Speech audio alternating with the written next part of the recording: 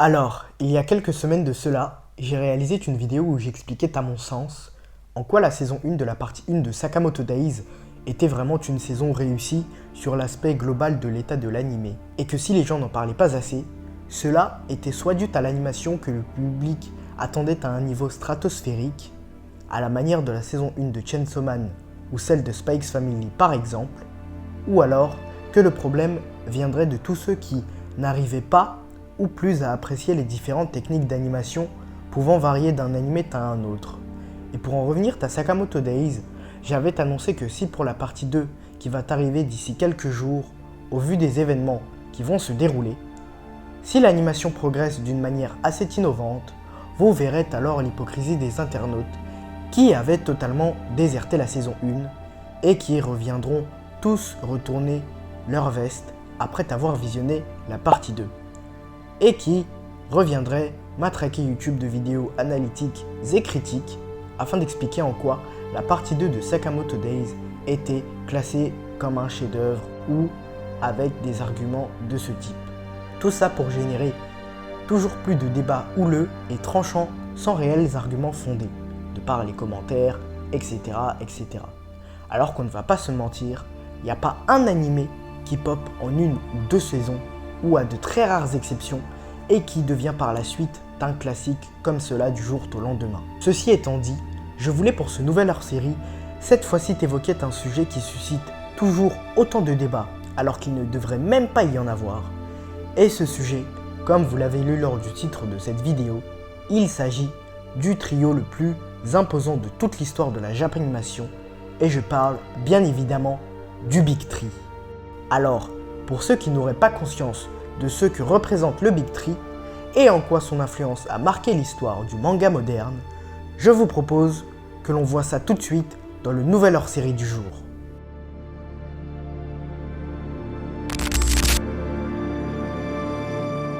Bon, alors avant même de parler du Big Three, il est nécessaire de se replonger dans l'histoire du Shonen Jump pour comprendre à quel moment est apparu ce terme et comment les vents du Jump se déroulaient alors avant l'arrivée de One Piece, Naruto et Bleach. Alors, afin de ne pas vous perdre au sein de mes explications, je vais tâcher d'être concis. Tout d'abord, il faut savoir que le Shonen Jump Magazine a été créé par 4 pères fondateurs, qui sont Monsieur Tadasu Nagano, Yusuke Nakano, Shigeo Nishimura, ainsi que Tsuneo Kato. Le Shonen Jump est lancé le 11 juillet 1968 par l'éditeur Shueisha. Le magazine était à l'origine un bimensuel, destiné aux jeunes adolescents masculins principalement. Et son âge d'or, ou son prime, c'est comme vous le voulez, a débuté dans les années 80 jusqu'à la fin des années 2020. Car après l'émergence des applications telles que le Jump Plus il y a quelques années de cela, et l'avènement des réseaux sociaux depuis le début des années 2000, le Shonen Jump ainsi que ses ventes ont chuté d'une manière drastique, laissant la place aux applications sur smartphone. Mais à l'époque des années 80, il y avait tellement de shonen différents et incroyables que les ventes se partageaient rarement de la même façon d'une œuvre telle une autre, ce qui fait que le podium était à de très rares occasions similaires. Et ce, jusqu'en l'an 2000, où One Piece, Naruto et Bleach vont alors commencer leur dictature.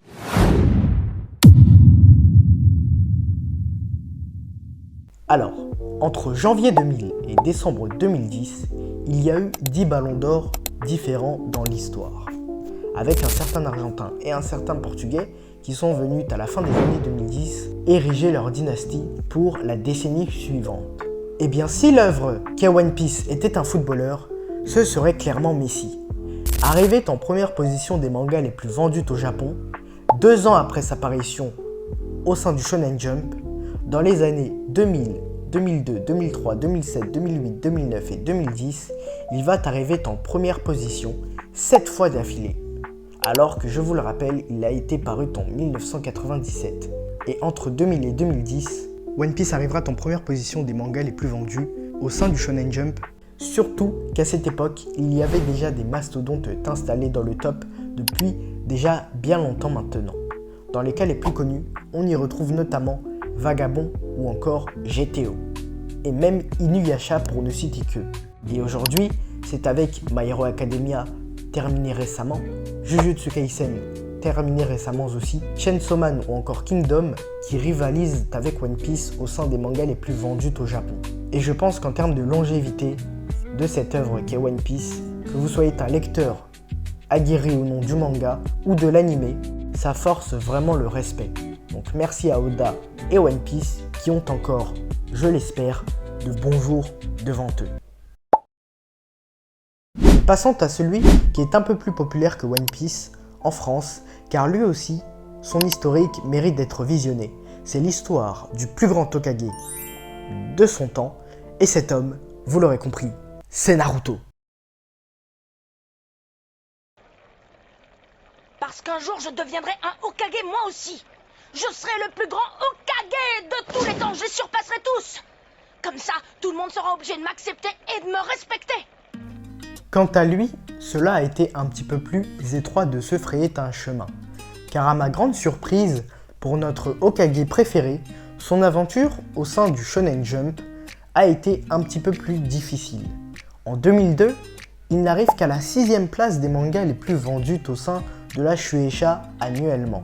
En 2003, il finira certes 3e, en 2004, 2e, en 2005, 3e, qui sont des places tout à fait respectables et honorables pour le mastodonte qui est Naruto, mais en 2006, il finira encore 6e, et en 2007, il finira alors 4e. En 2008, 2009 et 2010, il reviendra à la seconde position.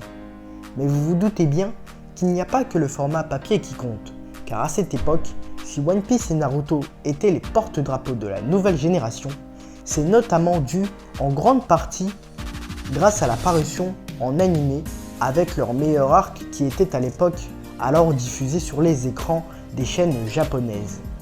Et c'est d'ailleurs à ce moment-là, vers le milieu des années 2010, que le public a commencé à évoquer le terme Big Three et qu'il a commencé à se populariser dans le reste du monde entier.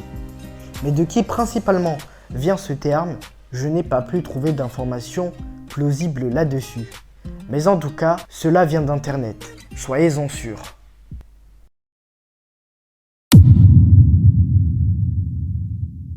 Et pour finir, il y a ce shonen qui est très souvent décrié ou remis en question par le public pour comprendre pourquoi lui et pas SNK ou Hunter x Hunter ne figurent parmi le Big Three. Alors juste pour enterrer une bonne fois pour toutes pourquoi SNK ne peut pas faire partie du Big Three, la raison est simple, il y en a 3. La première est déjà que SNK est un seinen. De 2, il n'y a jamais été publié au sein du Shonen Jump. Et de 3, SNK a commencé sa publication en 2009, ce qui veut dire donc en fin de décennie. Voilà les 3 raisons simples qui font que SNK ne peut pas faire partie du Big Three.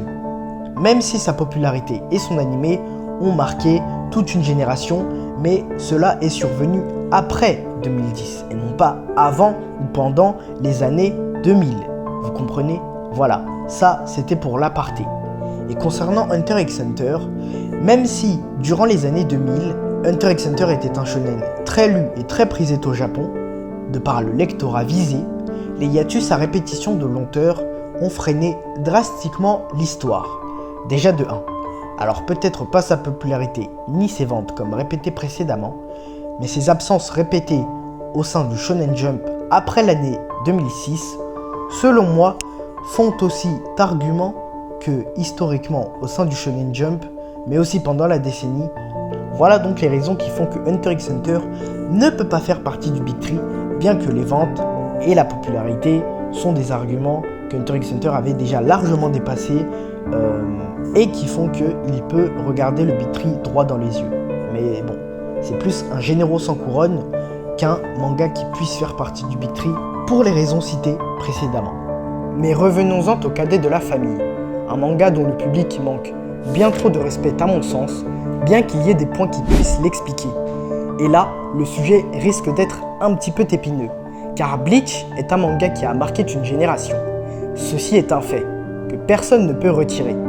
Alors, il est vrai que, niveau vente, il a un petit peu suivi le même chemin que le gamin au démon renard. Beaucoup d'épreuves ainsi que beaucoup de critiques ont pu venir ternir son image, surtout au vu de la fin du manga, qui à l'époque, et même un petit peu aujourd'hui, en avait divisé plus d'un. Et à juste titre. Pour son cheminement, il a été toujours un petit peu en retard au vu du classement des ventes annuelles au Japon. Je vous propose de le regarder ci-dessous.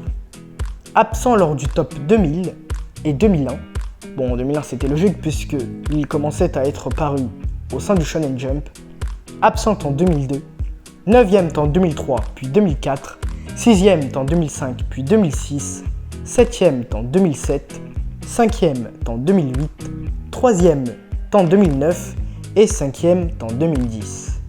Alors un petit peu à l'allure d'un Neymar JR, Bleach a eu des fulgurances, beaucoup de moments qui ont marqué l'histoire.